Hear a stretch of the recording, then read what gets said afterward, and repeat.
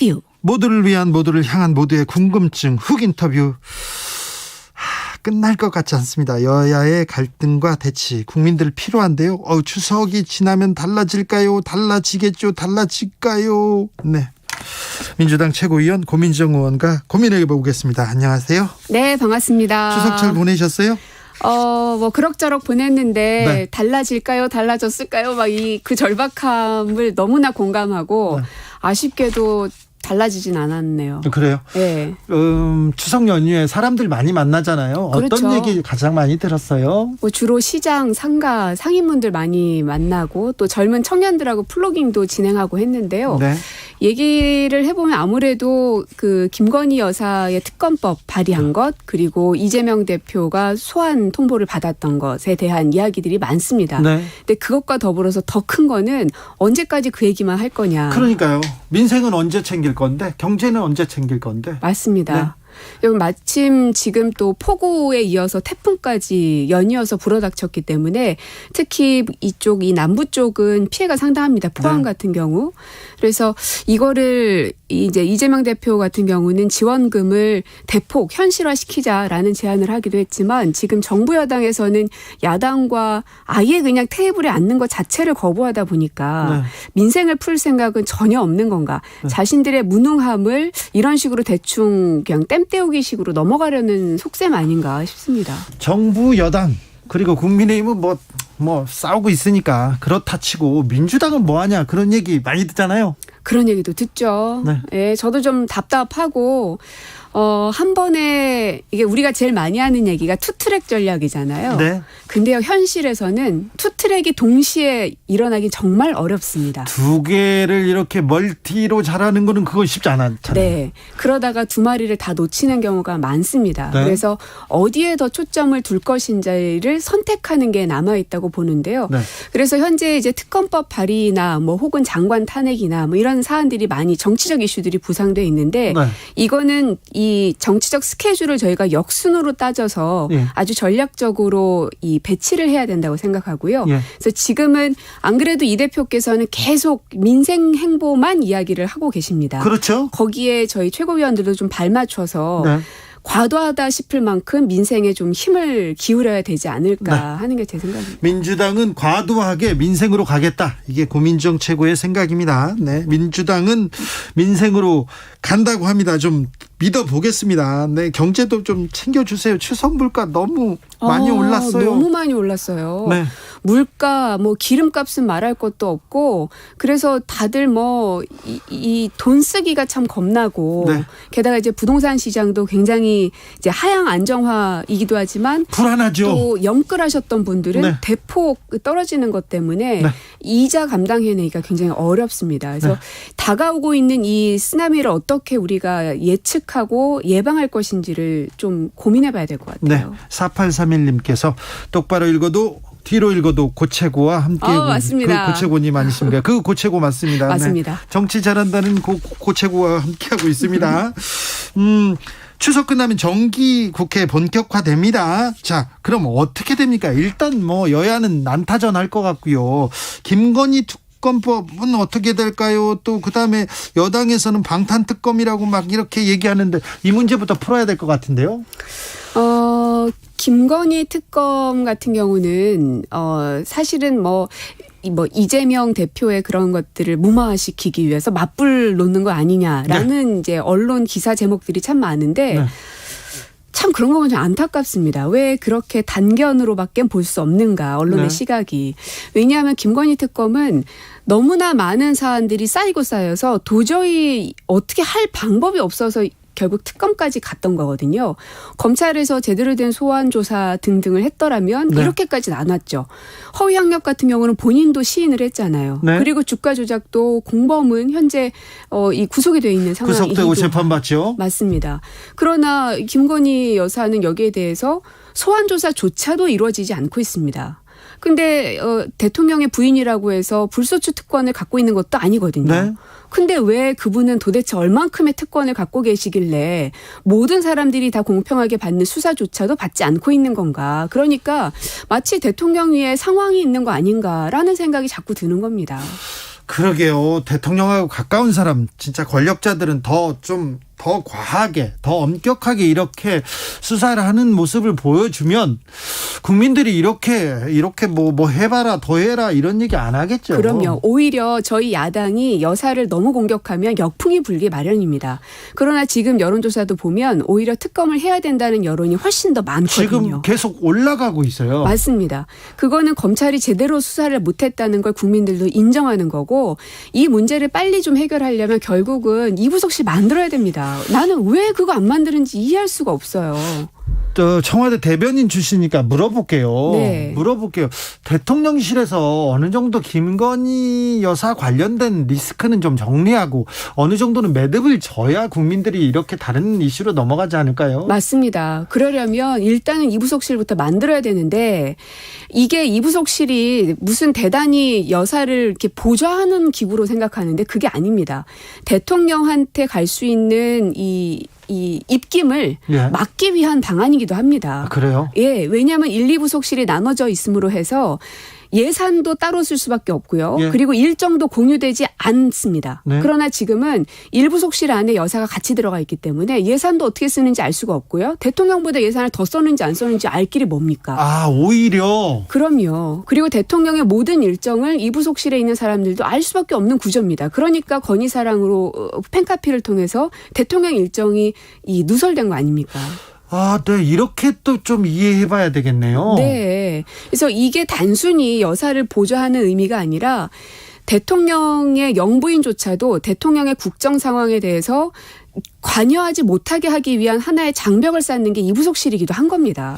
아, 네. 그래서 또 별도의 사람들과 별도의 조직을 만들면 세금 더 쓰니까 안 쓴다. 이렇게 설명하는데 이렇게밖에 그게 아닌 거죠. 그러면 일부속실 안에서 아무것도 안 썼어야죠. 아무런 사람도 쓰지 않았어야죠. 그럼 영부인은 공식 일정도 아무것도 하지 말았어야죠. 아, 영부인인데 공식 일정은 또 가야 될 거 아닙니까? 그러니까요. 본인도 대통령께서도 네. 영부인인데 아무것도 하지 않을 수 없지 않느냐라고 얘기하셨잖아요. 네. 그 얘기는 일정도 해야 되고 사람도 필요하고 돈도 필요한 겁니다. 네. 그러면 공식적으로 입속실을 만들어서 하면 될 건데 도대체 어느 만큼 대통령의 영역을 같이 이렇게 넘나들려고 안 만드는 건가. 네. 이거 고집 피울 사안은 아니라고 생각합니다. 네. 예.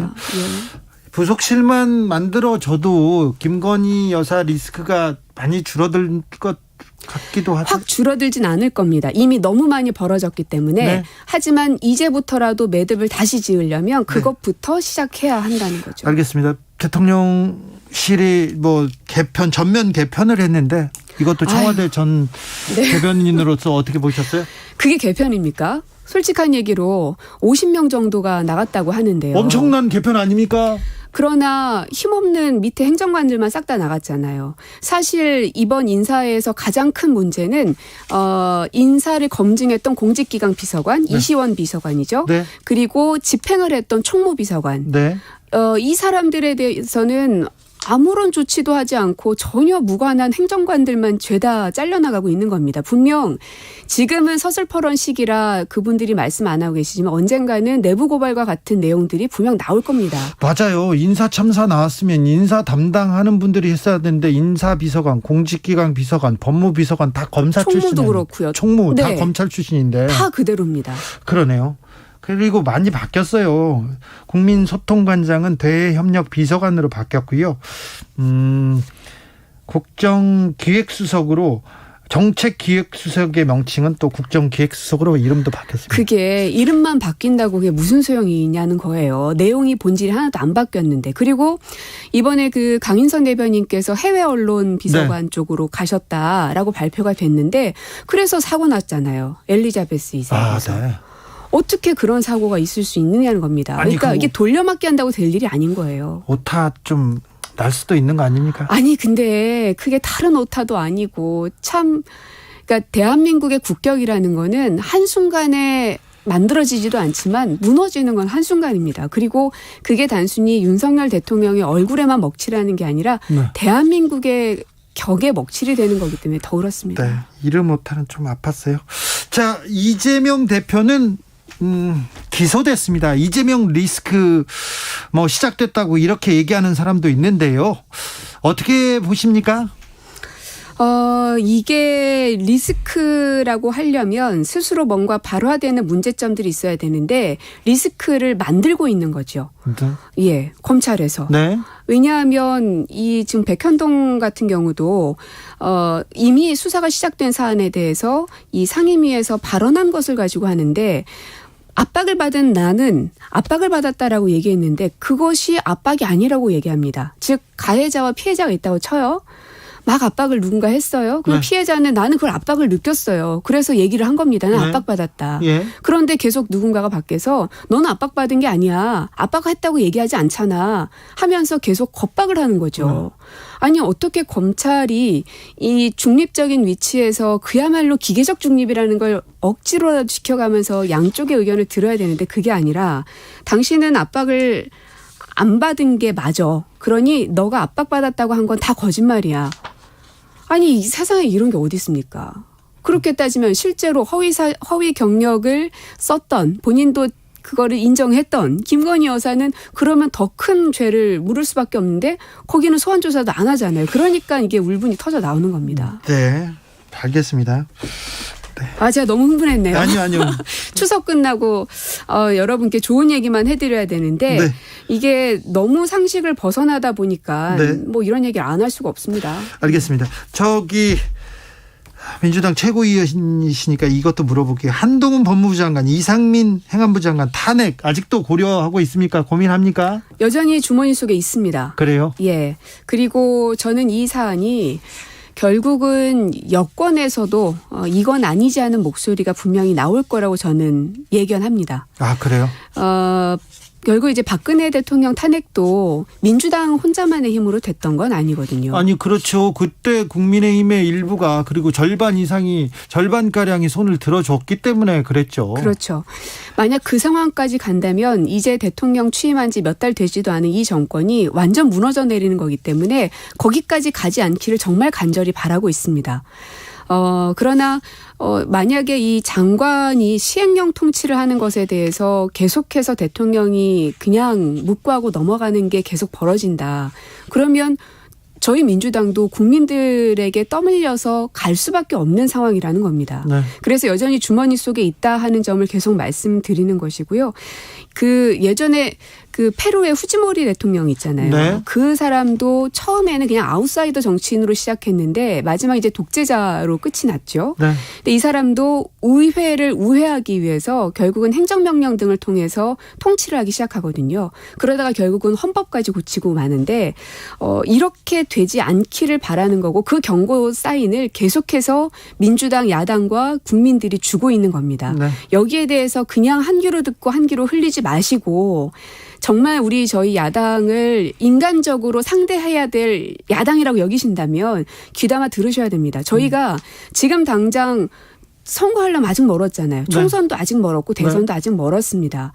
저희가 이기려고 하는 게 아니잖아요. 대한민국을 제발 정상 반열에 올리자는 것이니 저희의 이 충언과 고언들을 제발 좀 받아들으시고 이런 과도한 시행령 통치가 결국은 본인들에게 칼로 들어올 수 있다는 점을 잊지 마시라 하는 겁니다.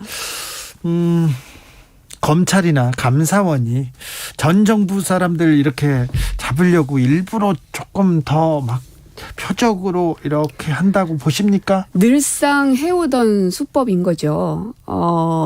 이제 본인들이 인사를 해야 되겠는데 문재인 정부에서 했었던 인사들을 다 직권남용으로 지금 걸었잖아요. 그러니까 인사 조치를 다 못하는 겁니다. 그러니 어떻게 해요? 털어대는 거죠. 뭐라도 먼지라도 나오겠지. 나올 때까지 터는 겁니다. 이게 과연 정상적이냐는 겁니다. 6616님께서 민주당이 정치 잘했으면 정권 교체 안 됐겠죠. 고군분투 좀 해주세요. 판단은 국민이 합니다. 이렇게 얘기하고요. 7124님 항상 서민경제는 어려운데 정치권은 문제들이 왜 이렇게 많은지 답답합니다. 여당 야당 합심해서 경제 살리기에 온 힘을 좀 쓰시는 정치인들 모습을 보여주시면 감사할 것 같습니다.